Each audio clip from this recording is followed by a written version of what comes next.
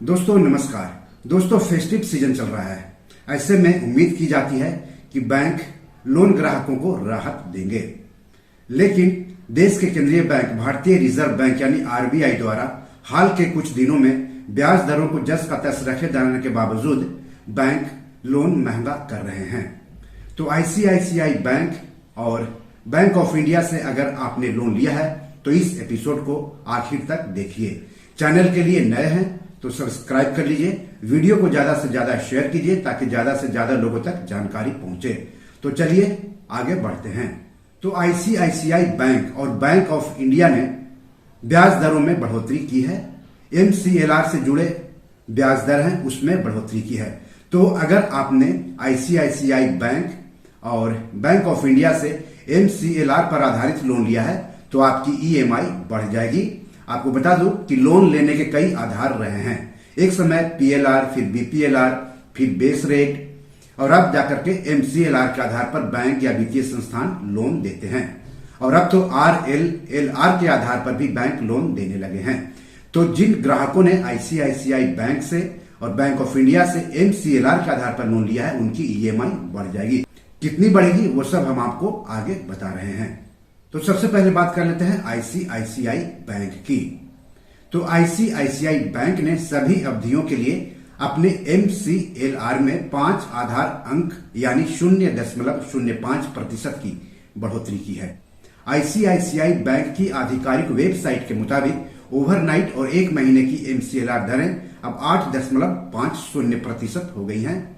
1 महीने की एमसीएलआर दरें भी 8.50% है। 3 महीने के लिए एमसीएलआर भी 8.50% है और 6 महीने के लिए एमसीएलआर 8.90% निर्धारित है। 1 साल की एमसीएलआर फिलहाल 9% है। अब बात कर लेते हैं बैंक ऑफ इंडिया की। बैंक ऑफ इंडिया ने भी खास अवधि के लिए अपनी लोन की दरें 5 आधार अंक यानी 0.05% तक बढ़ा दी है। बैंक ऑफ इंडिया की वेबसाइट से मिली जानकारी के मुताबिक ओवरनाइट एमसीएलआर दर 7.95% है और 1 महीने की एमसीएलआर दर अब 8.15% है। 3 महीने के लिए एमसीएलआर को 8.35% पर रखा गया है और 6 महीने के लिए एमसीएलआर 8.55% पर समायोजित किया गया है। 1 साल की एमसीएलआर को संशोधित कर 8.75% कर दिया गया है, जबकि 3 साल की एमसीएलआर 8.95% पर बनी हुई है। आईसीआईसीआई बैंक के मुकाबले बैंक ऑफ इंडिया का कर्ज अभी भी सस्ता है। हालांकि दोनों बैंकों ने एमसीएलआर पर आधारित ब्याज दरों में इजाफा किया है और जिसका असर इन दोनों बैंक से एमसीएलआर पर लोन लेने वालों की ईएमआई पर पड़ेगी। अब है एमसीएलआर यानी फंड आधारित उधार दर क्या होता है।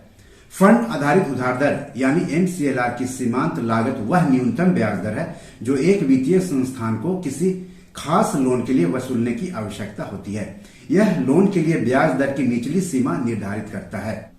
एमसीएलआर से पहले भारत में लोन के निर्धारण के लिए बीपीएलआर, पीएलआर, बेस रेट का इस्तेमाल किया जाता था, लेकिन अब आरएलएलआर का भी इस्तेमाल किया जा रहा है। अप्रैल 2016 में मौद्रिक नीति संचरण की प्रभावशीलता को बढ़ाने और ब्याज दर निर्धारण प्रक्रिया में पारदर्शिता बढ़ाने के लिए आधार दर प्रणाली को सीमांत लागत आधारित ऋण दर यानी एमसीएलआर प्रणाली द्वारा प्रतिस्थापित किया गया था।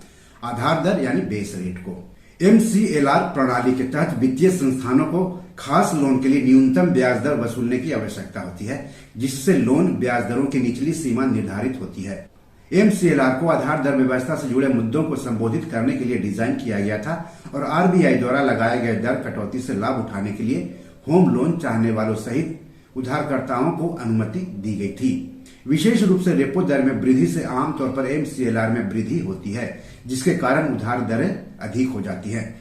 तो जिन लोगों ने आईसीआईसीआई बैंक या फिर बैंक ऑफ इंडिया से एमसीएलआर पर आधारित लोन लिया है उनकी ईएमआई बढ़ जाएगी, लेकिन जिन लोगों ने पीएलआर, बीपीएलआर या बेस रेट या आरएलएलआर के आधार पर लोन लिया है उनकी ईएमआई में कोई बढ़ोतरी नहीं होगी। तो बी योर मनी मैनेजर में आज इतना ही। एपिसोड कैसा लगा हमें जरूर बताइएगा। और आईसीआईसीआई बैंक और बैंक ऑफ इंडिया के ब्याज में बढ़ोतरी के फैसले पर तब जब फेस्टिव सीजन चल रहा है आपकी क्या राय है हमें बताइएगा। इस एपिसोड या फिर पैसों से जुड़े कोई सवाल हो तो जरूर पूछिएगा। धन्यवाद, नमस्कार।